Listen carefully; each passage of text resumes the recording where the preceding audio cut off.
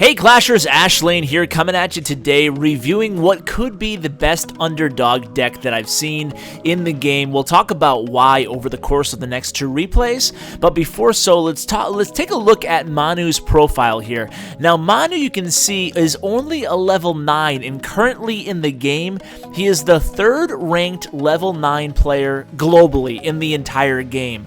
So he's definitely been doing a lot of winning with this deck, having a lot of success with it, and it's a pretty simple deck design. It has two new cards. It has the Princess and it has the Dark Prince. We'll talk about maybe some cards you can substitute in for the Princess if you don't have it yet. Otherwise, it should be a fairly easy deck to replicate if you need to. Now you'll notice he's going to be going up against level 11s and level 10s here, and again, he's only a level 9. So let's take a look at the actual deck. Now originally he told me he was playing the Arrow card instead of the Zap, but he actually added the Zap in. He found it more useful in his Zap. You know, I'm seeing more and more Zap being used on TV Royale by the top players. I always love the Zap card. You guys remember that I actually used the Zap in the YouTuber tournament. The card was a little bit different then. I believe it was only 1 elixir cost at that point. Could be wrong there, but I think it was a 1 elixir cost card, and it had a little bit wider range, but now it's starting to see more of it, and I like the Zap card a lot.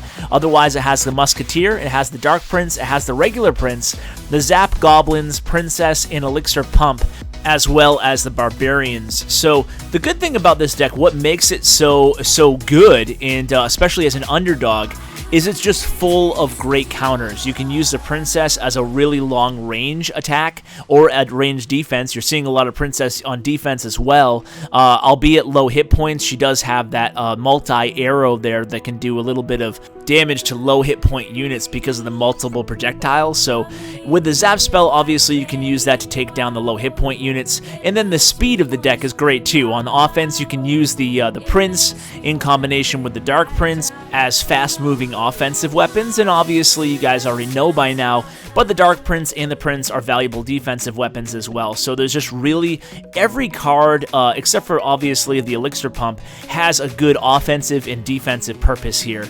And even with the Spear Goblin and the Zap spell, it's keeping the average elixir cost of the deck relatively cheap. So it has a nice mix of a little bit more expensive cards with the 5 cost and a little bit more cheaper cards with the Zap and the Spear Goblins. So at this point, he's kind of just waiting. The last minute has arrived, double elixir time, and this is where the deck, like most decks, really can have an opportunity to shine here. So it's a tie game right now. He's playing somebody who's level 11.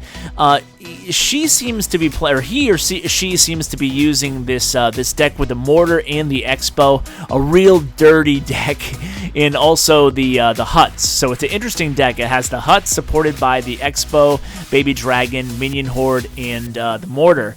And honestly, Manu's doing exactly what you should do against a deck like this.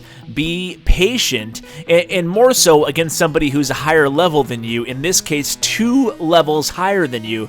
You gotta be patient. You gotta let the game kind of come to you, let the battle come to you. You don't want to really rush things. So you can see he's building his Elixir Pump. He's trying to maintain an Elixir advantage if at all possible. Even against surges like this, he still has that Zap spell handy, so you can take down those Minion Hordes or whatever else comes at him.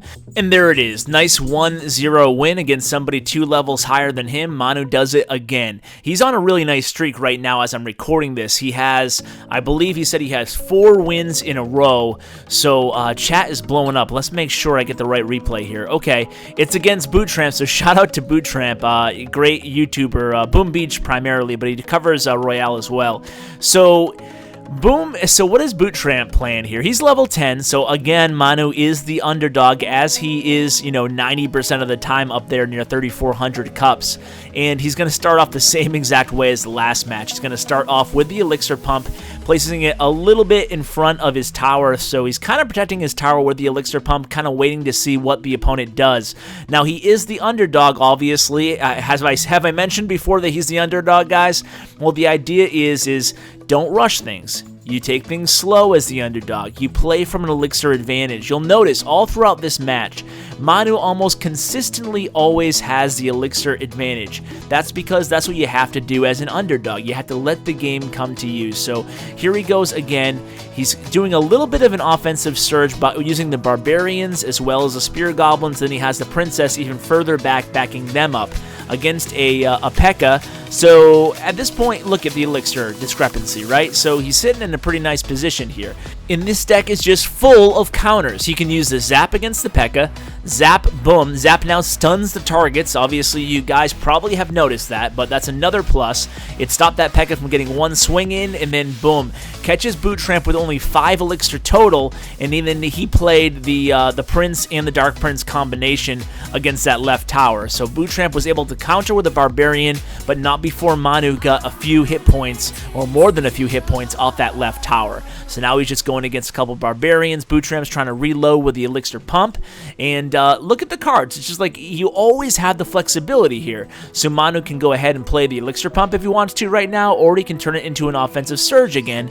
Use Barbarians and a Musketeer with that Princess backing them up. So you can see the nice spacing of this deck, right? He has the long range unit in the Princess, the semi, range unit in the Musketeer, and then the melee units in the Barbarians. And indeed, he was able to take down that left tower.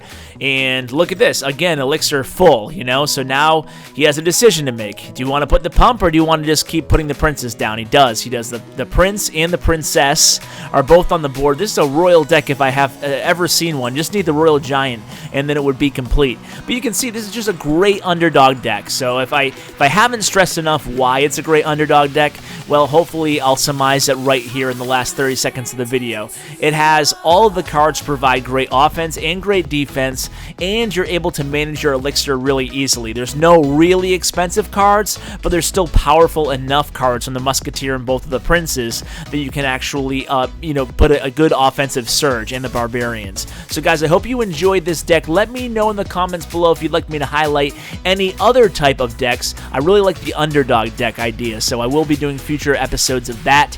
Guys, thanks so much for watching, and as always, take care. We don't play for fame, we don't play for cash.